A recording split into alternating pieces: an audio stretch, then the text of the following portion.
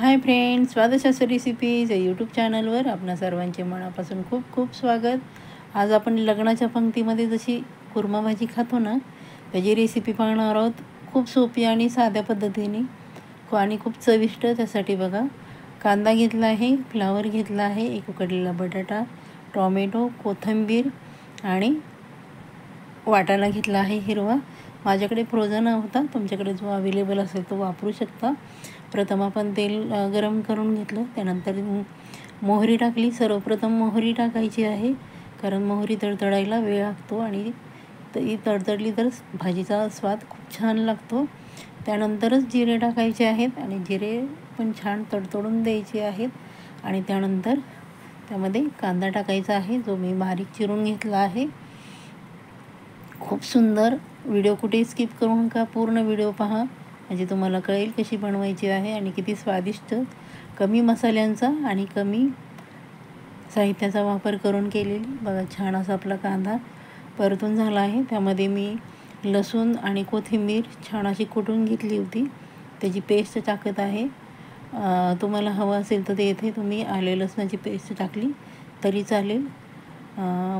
मला आलं आवडत नाही म्हणून मी शक्यतो त्याचा वापर करत नाही। छान असं आपण तेलामध्ये छान परतून घ्यायचं आहे, खूप सुगंध छान येतो ह्याचा लसणाने आणि कोथिंबीरने। त्यानंतर आपण बारीक चिरलेला टोमॅटो त्यामध्ये टाकणार आहोत। टोमॅटो ऑप्शनल आहे, तुम्हाला जर आवडत नसेल तर तुम्ही येथे स्किप केला तरी चालेल। टोमॅटो छान असा आपण मऊ होईपर्यंत शिजवून घ्यायचा आहे। खूप सुंदर, अगदी तुम्ही जर एकदा केली ना अशा पद्धतीने तर अगदीच बोटं चाटून पुसून खातील एवढी सुंदर होते कुर्मा भाजी। खूप छान। चॅनलवर आपण अजून नवीन असेल तर चॅनलला सबस्क्राईब करा, बेल आयकन प्रेस करा, जेणेकरून प्रत्येक येणाऱ्या नवीन व्हिडिओचं नोटिफिकेशन तुम्हाला लगेचच मिळेल। त्यानंतर आपण बारीक चिरलेली कोथिंबीर टाकली आहे। कोथिंबीरने खूप छान असा स्वाद येतो। छान अशी आपण ती तेलामध्ये भाजून घेणार आहोत, म्हणजे आपले जे भाजल्यामुळं भाजीला खूप छान चव येते। बघा, ती छान आपलं कांदा टोमॅटो छान आपलं भाजून झालं आहे। त्यानंतर माझा जो घरगुती मसाला होता तो वापरला आहे। त्यानंतर मी हळद टाकली आहे, हळदीने रंग पण छान येतो आणि आपल्या हेल्थसाठी हळद पण चांगली असे वापरलेली। छान असं आपण परतून घेतले। त्यानंतर आपण फ्लावर घेतला आहे, मी फ्लावर हा उकळत्या पाण्यातून काढला आहे, म्हणजे त्याचा जो उग्र वास आहे तो कमी होतो आणि चव पण छान लागते। तुम्ही पण अशा प्रकारे फ्लावरची भाजी करताना नेहमी फ्लावर एका उकळत्या पाण्यातनं काढला ना की भाजीची चव खूप छान लागते आणि फ्लावर न खाणारी पण खातील अशी एवढी सुंदर होते। छान असा पण त्या मसाल्यामध्ये फ्लावर भाजून घेतला। त्यानंतर जो हिरवा मटार होता, जो फ्रोझनचा, मी व्हिडिओ पण आहे माझ्या चॅनलवर, तो आपण बघू शकता, तो टाकला आहे। तुमच्याकडे तो नसेल तर तुम्ही हिरवा वाटाणा भिजवून टाकला तरी चालेल। इथे माझ्याकडे उकडलेला बटाटा होता अवेलेबल म्हणून मी तो टाकत आहे। तुम्ही इथे कच्च्या बटाट्याचा वापर केला तरी चालेल, पण जर तुम्ही भिजवलेला वाटाणा वापरला तर तो तुम्हाला अगोदर शिजवून घ्यावा लागेल, नाहीतर जास्त वेळ भाजीला शिजायला लागतो।